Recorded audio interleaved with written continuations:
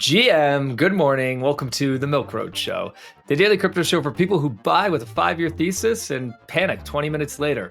I'm your host, Jay Hamilton. It's Tuesday, June the 3rd. Today, we are talking about what is the biggest problem in our world. There's many problems, and I think we all know this, and I know this is a crypto show and an investment show, but when you really boil it down, today's guest believes the biggest problem in our world is that our money is broken. His mantra is that if you fix the money, you fix the world. I'm talking about Lawrence Lepard, who is joining us today, and he is going to explain to us in layman's terms, in incredibly well terms, what happened to our money system, why is it wrong, and how do we fix it, and where this all leads. You might have guessed it. It all leads to hard assets and Bitcoin, sound money, as being the inevitable future of our monetary system.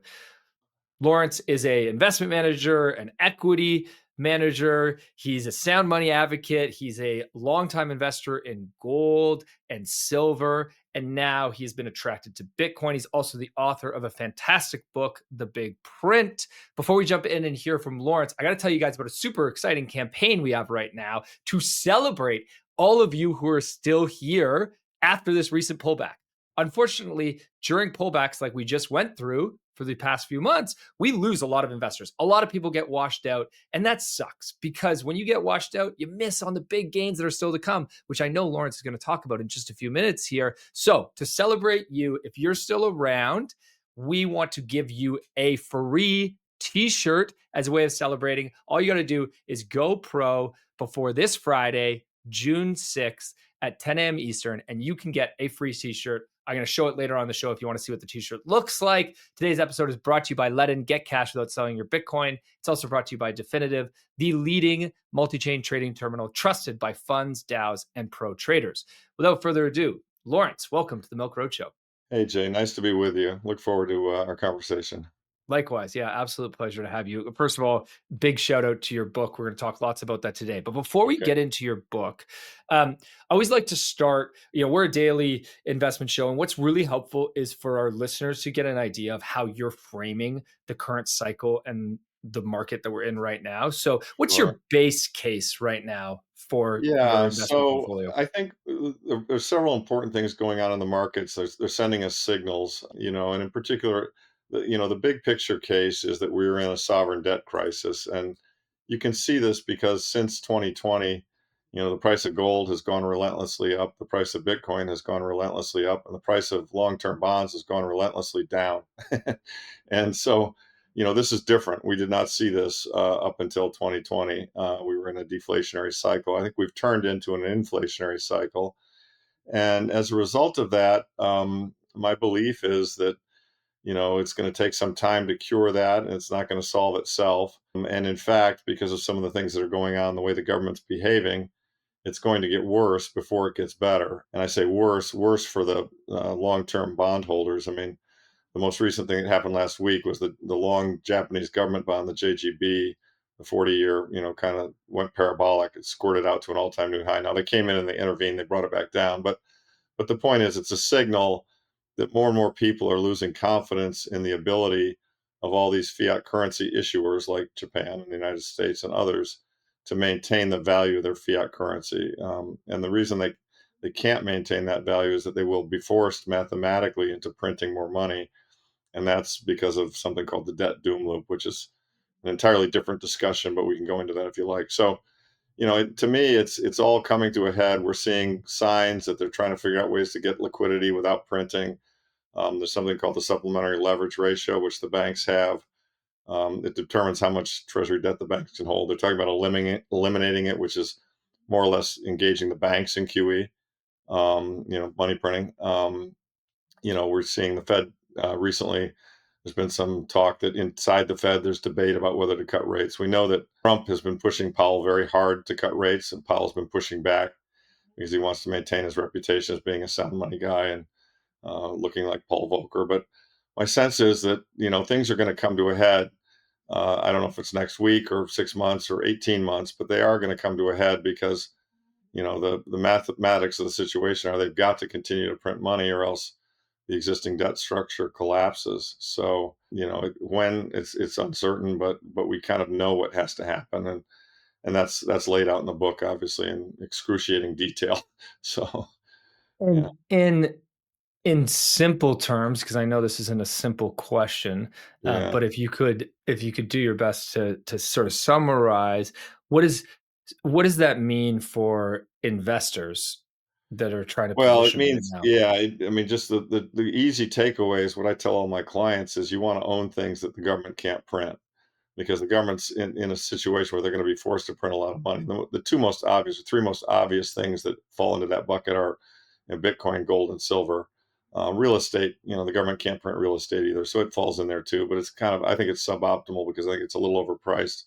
I also, it's got real estate taxes associated with it. So in financial asset world, gold, silver, and Bitcoin are the three. It's the troika of what I consider sound money that the government can't print. And then the derivatives of that, they're the treasury strategy companies, they're gold miners, and all kinds of things. Mhm.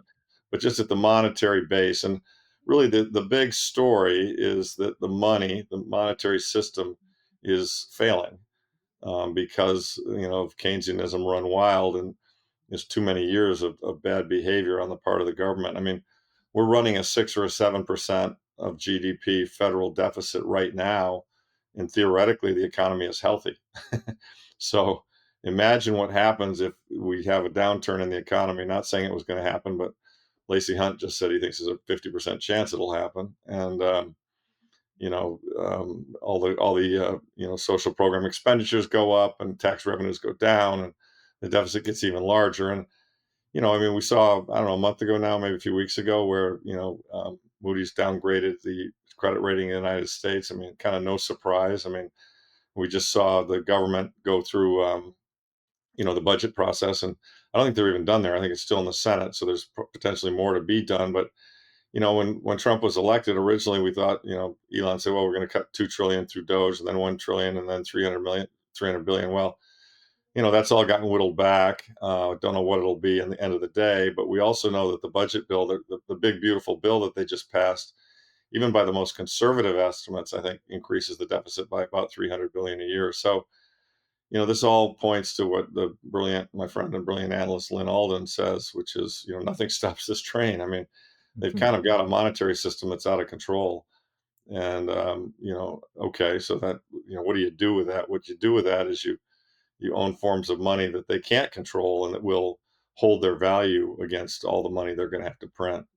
Hey, y'all, quick break in today's episode to celebrate you. That's right. Why? Because you're still here. You survived a massive pullback since the start of 2025, which many people did not. Now, I know that your portfolio is not ripping to all time highs, but surviving pullbacks is one of the most important strengths for crypto investors. But it's hard. It's really hard, in fact. So, if you need help surviving these pullbacks, then you should seriously consider Milk Road Pro. Why? Well, let me tell you why. Because on December 7th, 2024, we put out a pro report titled, Is a 30% Pullback Near? Then what happened? 30% pullback throughout the year towards the end of March, April in Bitcoin, not to mention a much bigger pullback in altcoins. Then on April 8th, we said in our pro Discord channel that we're buying the dip and now is the opportunity to get in. And what happened next? Bitcoin ripped to all-time highs, and altcoins are also up big time since then. So this week only, if you join Milk Road Pro before Friday at 10 a.m. Eastern, then we're going to give you this super awesome t-shirt for free to celebrate you for surviving the pullback.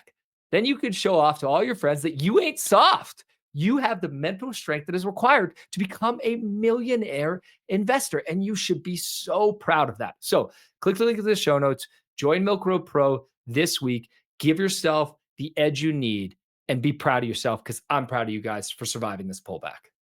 Okay, lots to unpack here. I want to take a step back here for a Sure.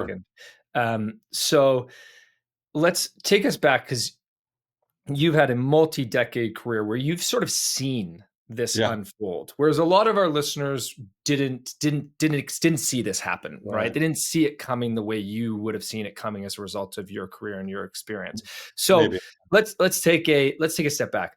What happened? What's wrong with our current money system? How did we get here? And I don't know if you want to start with the Yeah, it's a global long financial story. crisis, or Yeah. give us the short version of the Yeah, I'll story. try and give you the abbreviated version. The long version's in the book, but it's 300 plus pages. Which everyone should go read, by the way. We'll link to it in the Yeah, show it's great. notes. I think it's Get a the good book. book. It's a But fantastic book. yeah, but the short version is that we've followed a Keynesian economic model, and the Keynesians believe that in order to avoid deflation and depressions, which they consider depressions obviously are bad, but they consider deflation to be bad, and they're wrong about that.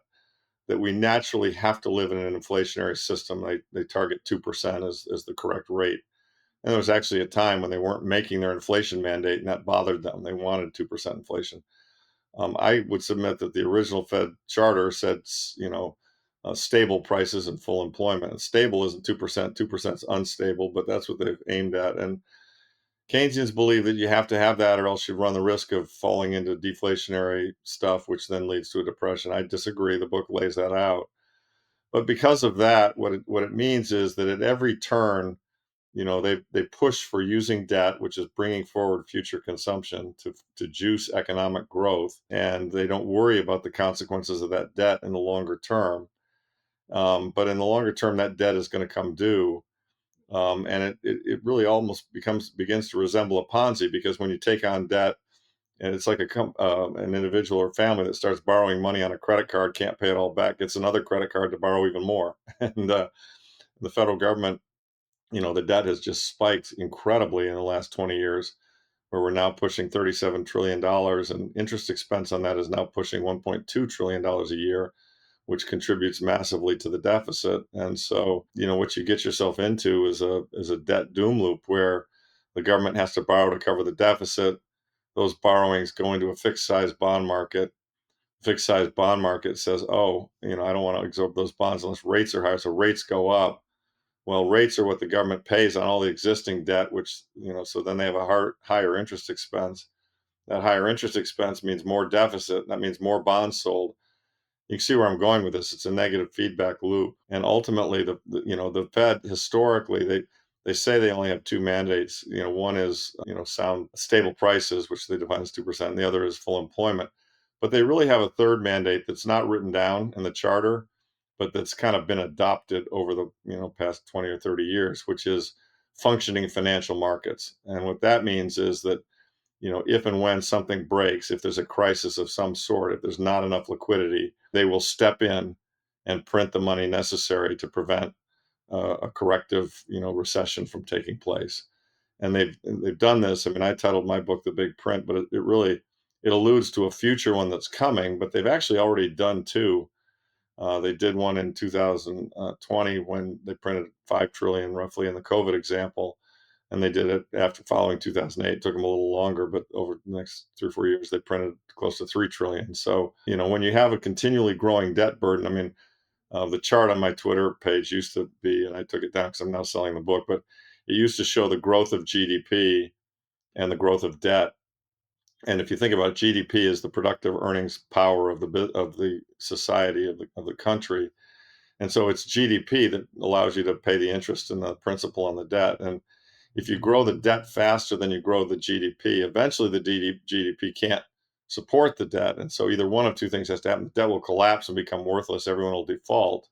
Or the government will print enough money so that there's inflation and the GDP number gets bigger, and therefore is able to cover that debt. And so historically, I mean, some people say, well, maybe they'll just stop printing and they'll let the whole system collapse. But if you think about it from a politician's point of view, one hand, let the whole thing collapse, and the ATMs won't work. I mean, that's why Paulson begged Pelosi and the GFC, said, look, if you don't give us a TARP, the ATMs aren't going to work. Versus there'll be inflation in the future. The politicians will always take okay, do whatever it takes to make the ATMs work. I don't care about the future inflation, right? Mm-hmm. Mm-hmm. So we kind of know what the response is going to be, but what we don't know is when the issue is going to go critical. But we can see the math relentlessly marching along with the debt getting bigger. The total system debt now is over $100 trillion. and the base money in the system is a fraction of that. It's like 12 trillion or something. It's not, I don't know exactly. I tweeted a chart by Lynn Alden on it, showed it, and at some point that gap will get too large and we'll have to print more money. So taking it all the way back to what that means for investors, it means we now live in an inflationary age. And some people are having a hard time getting their head around that because for almost 40 years, we lived in really kind of a long-term deflationary trend from the peak in 80 when Volcker put rates at 20. Interest rates and inflation trended down for a long period of time. But now, I mean, COVID and all the money printing, I mean, in the COVID example, we grew the money. When did this shift, Well, Lawrence? I When did would, we move from the inflation to inflation, inflation? I believe the money printing started in 2008 with the GFC and the QE and the ZERP. Okay, and that started fueling the everything bubble. But the inflationary piece of it at the consumer level, didn't show up until 2020 with COVID, where Okay. they grew the money supply by 40% and they sent out direct stimulus checks and PPP. And so that's what, as we know, inflation went up to 9% annualized rate, which then brought Powell in and he jacked the rates the way he did. But the point is, they've been printing money for a long time. But in the 2008 example, and I talk about this in the book, they fooled everybody because they started paying interest on excess reserves, and it kept the money bottled up in the banks. And so the banks speculated with it and created an asset bubble, but it didn't really lead to a consumer price bubble. But that has changed. That changed with COVID. And as we all know, because we all go to the grocery store and shop, things just keep getting more expensive. Okay, So, so two natural questions here is how do we fix this yeah, is one question, right? And I think there's two perspectives on that. How do how do we hope that the authorities fix this right. and the decision makers fix this, but we can't tell them what to do. So you can Yeah, speculate there. But then how do we as investors, yeah. They're do what we can do both to great fix questions. this? We don't know how Right. it's going to go down. I mean, the way the ultimate fix to the problem is to return to a sound money standard, to have the money based on either gold or Bitcoin or some combination of the two. And we were on a gold standard, some form of a gold standard until 71. And people shit on gold, but the fact of the matter is, it built the greatest country in the world. In 1946, we stood at the top of the world, and since then we've kind of, we've debased gold, or debased the role of gold in the system, and it's cost us. So the answer to your first question is we've got to go back to a sound money standard. Now, that's clear as day. The problem is, how do we get there? And what's the political environment that would allow us to get there? Because as most politicians don't want to go there because it means they'd have to be disciplined. Mhm. However, if a crisis erupts and we have really high inflation and everybody and their brother is screaming bloody murder about it, we might go back to one. Selling your Bitcoin should be a last resort when you need cash. That's why there's Ledn, the trusted platform for Bitcoin backed loans. You can unlock cash in as little as 18 hours with no monthly interest payments and no prepayment penalties. They've issued over 9 billion in loans and never lost a single Satoshi of client funds, even during the chaos of 2022. If you're a long-term hodler, this is the move. Get liquidity without selling at milkroad.com/Ledn, spelled Ledn. If you're only trading on centralized exchanges, then you're not going to make it. The best traders know the alpha is on chain. Definitive, founded by Coinbase alums, lets you trade any token on Solana, Base, or any chain all in one platform. What makes Definitive different is its advanced order types. You can execute limit, TWAP, and stop loss completely on chain. Plus, you get the best prices as your order is routed instantly through every DEX and liquidity pool, getting you up to 19 times lower fees. Trusted by funds, whales, and the milkman himself, now you too can trade like a pro. Milk Road listeners get a tasty glass of milk with zero fees on your first 25,000 at milkroad.definitive.fi. And My give us sen- yeah. what's a reasonable timeline? I know it's very difficult to predict. Well, Like, do you so think I that could I think happen all in this. 10 years, 50 I think in the years? next 10 years this is going to 10 happen. I years. think the mathematics of the underlying system would suggest that within a 10-year time frame we'll have to go back to sound money, because the inflation is going to be so devastating and painful to so many people that and everyone's going to come to the conclusion that we can't live this way anymore. Mm. So how do we fix it? And the answer is, go back to sound money. Like some people know that right now. Gold people know it. Bitcoin people know it. But Yeah, why isn't everyone talking about sound well, money? Because it sounds it's so obvious. a sophisticated fraud, and honestly, it's not well taught in the schools. I mean, they learn Keynesianism. That Jay Powell gets up and talks, after the Fed meeting and says we're doing what's best for the American people, and people believe him. Mhm, When he's really not. He's doing what's best for the banks, and doing what's best for quintillionaires. But that, he's not. He can't say that. mhm, mhm, And mhm, so, people are uneducated about the system, and that honestly, that's actually part of why I wrote the book, because I saw, I mean, as we all know, the politics right now in the world are pretty mean spirited, pretty ugly. The red people hate the blue people, and vice versa. And but I saw all that going on, and I thought to myself, I get it. Everyone's unhappy with how broken stuff is, but they really aren't looking at the cause. The blue people didn't do it to them, and the red people didn't do it to them. I mean, both parties spend too much. Both parties have grown the debt. yeah, That's not really the completely. issue. I mean, You know, it looks like Bassett is gonna do very similar to what well, Janet that's Yellen right. I mean, did, he talked which about he terms said on he wasn't going to do. right, Like, exactly. Well, I think he got in there, and he I got think he read thought he in. could do something else, which Really, admirable, he great, got read in appreciate there, and that, he but saw what was going on, and he realized that there aren't that many no choice. choices. I mean, I often like to say these guys are trapped like a rat. Mm, They mhm, they're damned if they do, and they're damned if they don't. My sense is what they should do is they should choose to have some inflation, higher inflation, and then use that as a reason to, argue for a monetary reset. And there's some evidence, by the way, that that may be where they're going. I mean, if you look at Besant, he made a statement last summer that said, the monetary system and the debt is a problem, and we may have to, deal with that in something that would look similar to what they did at Bretton Woods, which is one of the largest monetary conferences ever, where they kind of linked the dollar to gold. And so, the implication is that maybe they're going to try and do some kind of a reset like that. I thought it was interesting that Trump tweeted out on Truth Social, a month or so ago that he who has the gold makes the rules. I thought, well, that's interesting.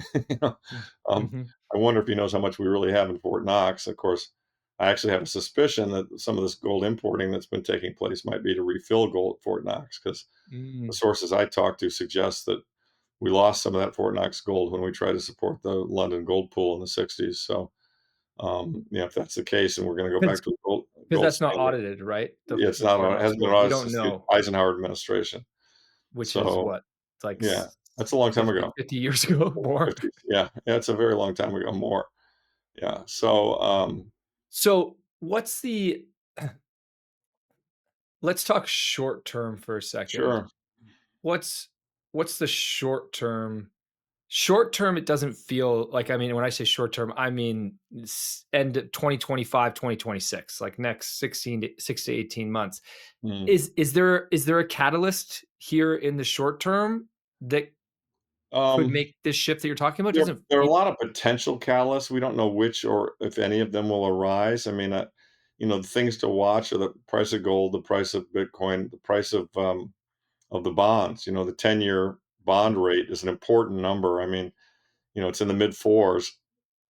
If it were to go to five, particularly if it were to go there quickly, bells would be going off at the Fed. I mean, it went to five quickly in the fall of 23, and within 2 weeks, you had 10 Fed heads coming out saying, "Oh no, no, don't worry, we're not going to let rates go any higher," and it Mhm, calmed down. They jawboned it down, but because if you think about if it is true that we're in an inflationary world, which I think is true, and the world doesn't necessarily fully understand that yet, what's eventually going to happen is people who own long dated bonds are going to realize that, gee, if I hold on to this thing, I'm going to lose a lot of my purchasing power because the interest rate doesn't compensate me for the loss, the slip in the value of the dollar. I mean, I think it's very notable that in this last year, in the last quarter, the dollar was down 10%. That's a big move for the world's leading currency compared to other pieces of fiat currency. I mean, so and by the way, that needs to happen. It's happened because of Trump's tariffs. I mean, he's trying to get the world to be a fair trading place. So, yeah, there are a lot of moving pieces, and we've seen a lot of clues as to what's coming. In my so so everyone listening to this show, I believe, is going to, certainly I buy into your thesis around where this is all headed. dollar debasement, right? We can't outgrow our debt, even though every politician continuously tells us that we will outgrow our debt. It's not possible. It's not we're being fed a lie. And Right. so where that leads is hard assets, gold, Bitcoin. Right. Bitcoin obviously is at a place where it does not have nearly the adoption that gold has. Right. So you might say, okay, there's a big opportunity in Bitcoin because it's so early in its life cycle. So I mean, my question is like, why isn't everyone in Bitcoin? Because it seems so obvious when you explain it the way you're explaining it. Yeah. The book talks about that a little bit. I mean, it does seem obvious if you take the time to study it, but humans are somewhat lazy, and they also tend to make judgments based on, general trends. I'm guilty of that myself. I missed Bitcoin because there were 5 predecessors to Bitcoin that all failed. And so when Bitcoin came out, I thought, oh, this will fail too. I just kind of jumped to that conclusion, not realizing that they had technically solved the issues they've solved. I think probably the biggest deterrent I've heard, there were a couple of them, one of them got solved, but the couple biggest deterrents I heard to people adopting Bitcoin was, the Sam Bankman-Fried, crypto ICO craze where, I mean, Voyager and Celsius and all these rug pulls that took place, with bad people promoting shit coins that didn't have a use case and that weren't properly managed and so on and so forth. And so, if you're a conservative sound money person and you see all this gambling and frenzy and fraud taking place, I mean, Bankman-Fried was one of the largest frauds in the history of frauds.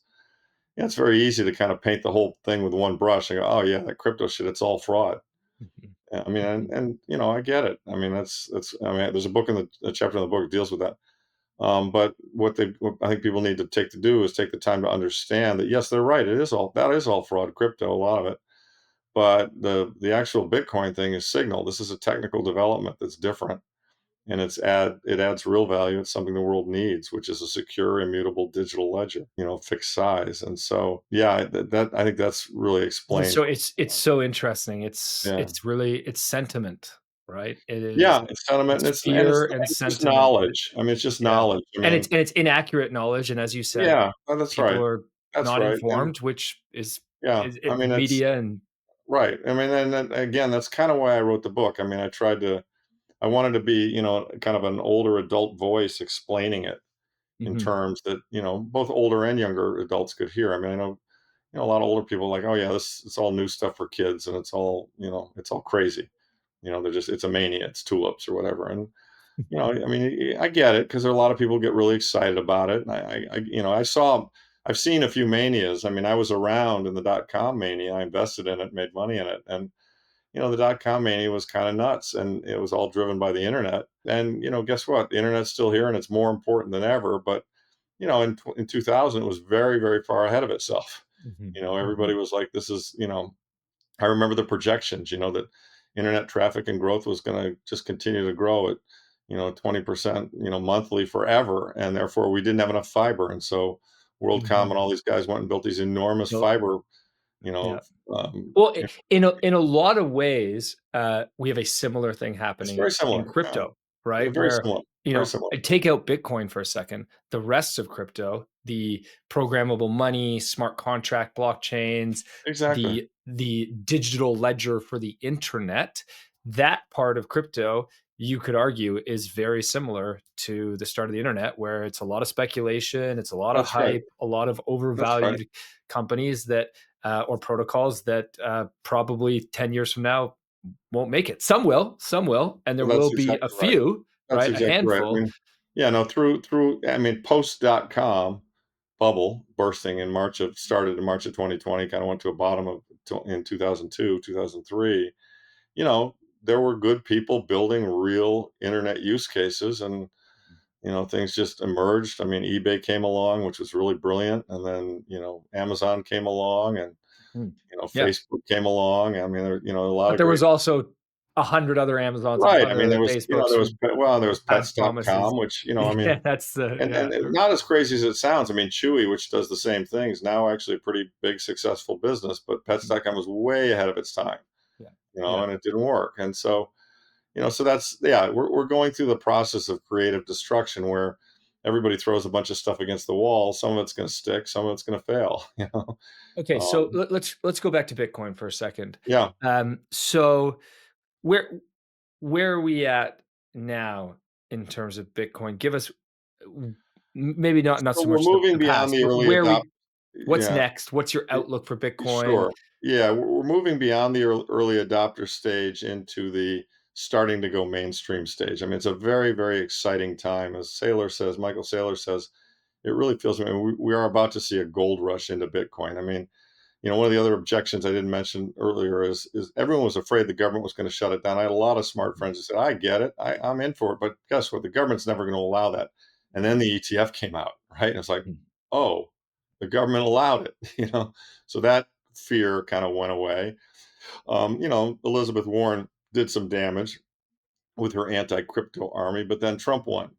mhm, And now we've got a strategic, crypto reserve. So, so the government's going to ban it argument has kind of faded away. And, I think we're in the stage of where it's very important. It's going to go mainstream. And so in this cycle, I fully expect that we're going to 140, 150, 200,000 a coin, within the next 12 months. I mean, I mhm, strongly believe that. Maybe much higher. I don't know. I mean, I think whether it's a lot higher or not is partly driven by that earlier macro discussion of whether something breaks and the Fed is forced into a big print.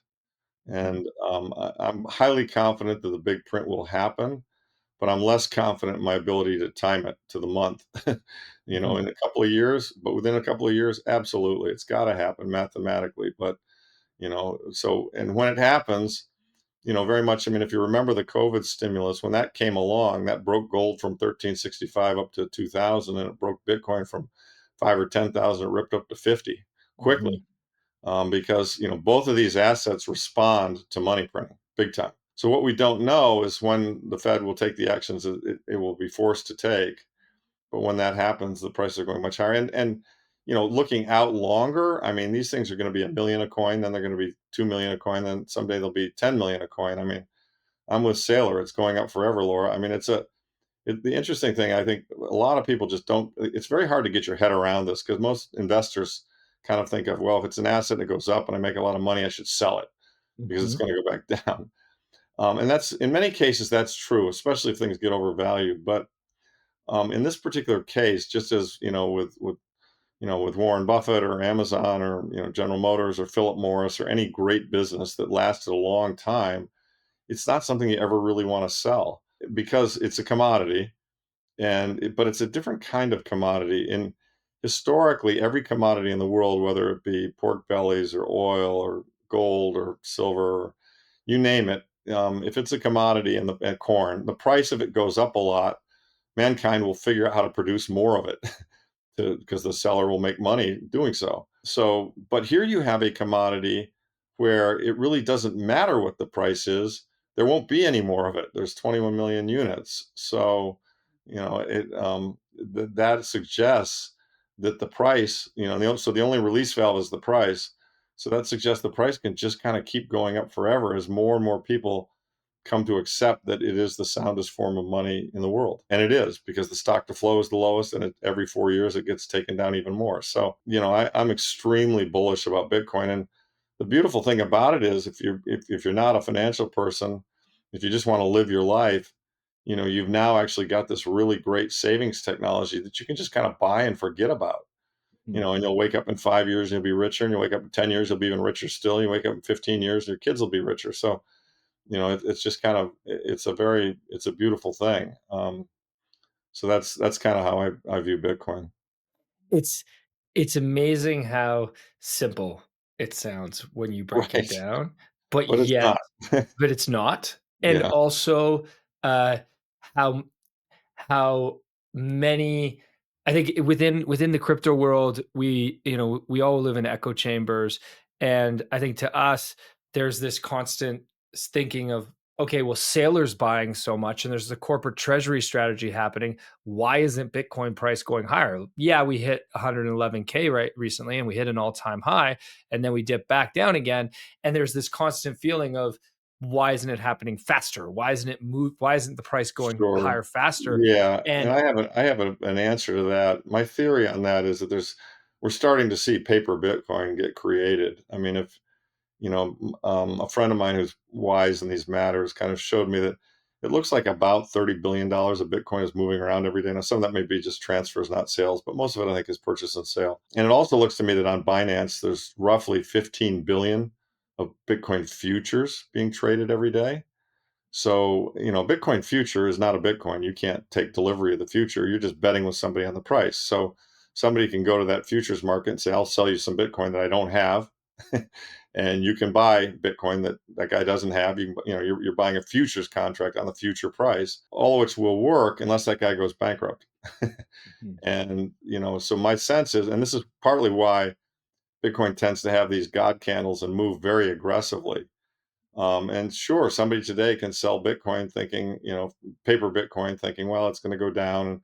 And I've been told that there's a very big short paper Bitcoin, long, the triple Qs and the Mag 7 because they've been so heavily correlated. And some managers have a mandate where they have to be long stocks. So they're thinking, okay, I'll be long these stocks, I'll be short Bitcoin. Well, those people are going to get really badly You're burnt wrecked. because Yeah. those stocks are overvalued and Bitcoin is undervalued. So they're going to be on the wrong side of both of those trades. And when they have to cover that futures contract, when it starts running and running hard, they're going to have a deeply religious experience, because as you and I both know, I mean, this thing could go from, I mean, it trades like a wild beast. I mean, we saw it go from 10 to 50. We've seen it go from 65 to 15, and then we saw it go from 15 back to 30, back to 58, back to whatever. And so, I mean, we could wake up one day, find out somebody's short Bitcoin and they're blowing up, and that Bitcoin that they're short, they got to get covered, and whatever broker sold it to them, is in trouble. Maybe it's Binance, and Bitcoin's at $180,000. I mean, that Mhm. could happen. I mean, it's not crazy. I mean, it went up 5x once. So 5x from here. I mean, at 110, I mean, it could go to $500,000. I'm not saying it's going to happen. I'm just saying that this is what we're talking about here. We're talking about something of limited supply, and if there's panic buying, I mean, I know I'm not going to be selling any. Most long-term holders aren't going to be selling any, and so we could see some very explosive price moves in this asset. Mhm, mhm. And the topic that we haven't even discussed yet, and I'm not sure if this is part of your thesis or not, Yeah, but is AI. yeah, And when you right. Oh, it is. mention the value of Mag 7 and QQQ US equities, Oh, all of it, AI brings into question the value of all of all of them, it. Yeah, well, right?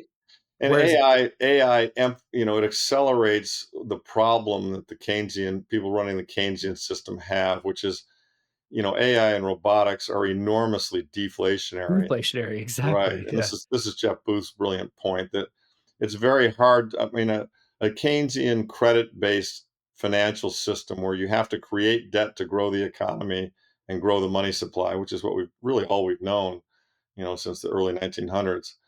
That kind of system is in contrast to a world where everything is deflationary, where computers are cheaper, bandwidth is cheaper, you know, everything's getting cheaper as a result of productivity improvements. AI is going to do it, robotics are going to do it, etc. So, how do you map a world where an economy where many things are relentlessly deflationary as against a monetary system that absolutely requires inflation?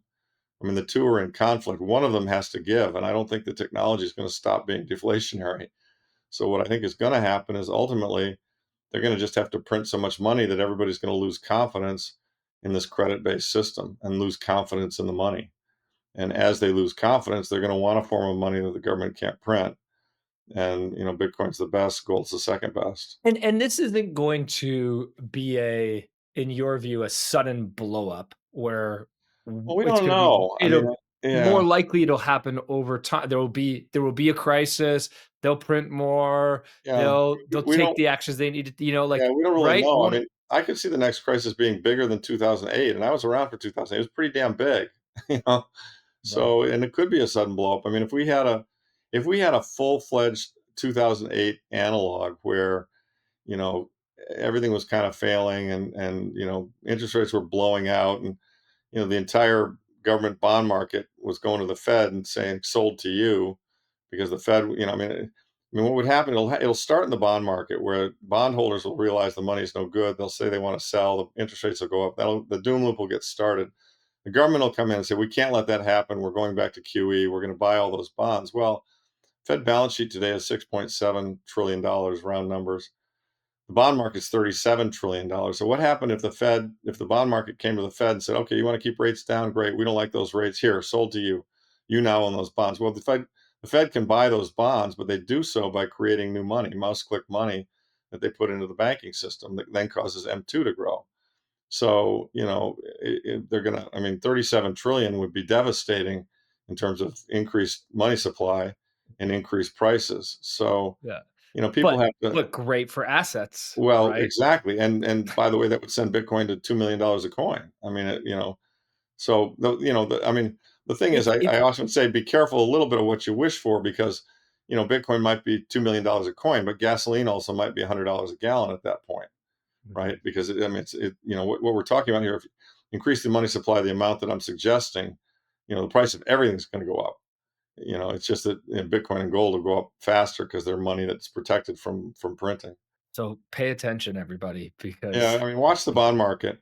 Look, there are a lot of clues, and in investing, you can never know exactly what's going to happen, but if you can just be on the right side of a trend, and the trend runs for a while, that's asymmetry, and that you'll generally do okay. And so I believe that we have an inflationary trend. Therefore, I believe that having sound money, you're on the right side of that trend. And so then just sit back and let time do its thing. If compounding is a beautiful thing. I think you'll grow richer owning these sound money assets. completely. Lawrence, absolute pleasure to get Oh, you on the thank you. show Really nice again. to speak with you, Jay. I enjoyed it. Thanks. Yeah, really appreciate your time. I got to remind everybody, this is not financial advice. I'm not Yeah, your no, I'm financial not telling you advisor. what to invest in. Lawrence is not your financial Oh, advisor. everyone's situation is different. Yeah, you should do your own research, and you should always make decisions that you're comfortable with your investments, because investing is risky. It's not easy. Before I let you go, I got to remind you guys one more time that we have a campaign happening right now where if you go pro, you get a free t-shirt that celebrates that you survived the recent pullback. And you should be proud if you survived the recent pullback, because a lot of people got washed out and you're still here to take advantage of the opportunity to come. And maybe you even bought Bitcoin below 80K, in which case you should be celebrating big time, because that is awesome. Thanks so much for listening in, folks. Appreciate your time as always. We'll see you back again tomorrow. Have a wicked awesome day. As always, if you liked today's episode, please hit subscribe and make sure you follow us so you don't miss out on the next one. There's also a link in the description to our free 5-minute daily newsletter where we simplify crypto for you while making you laugh.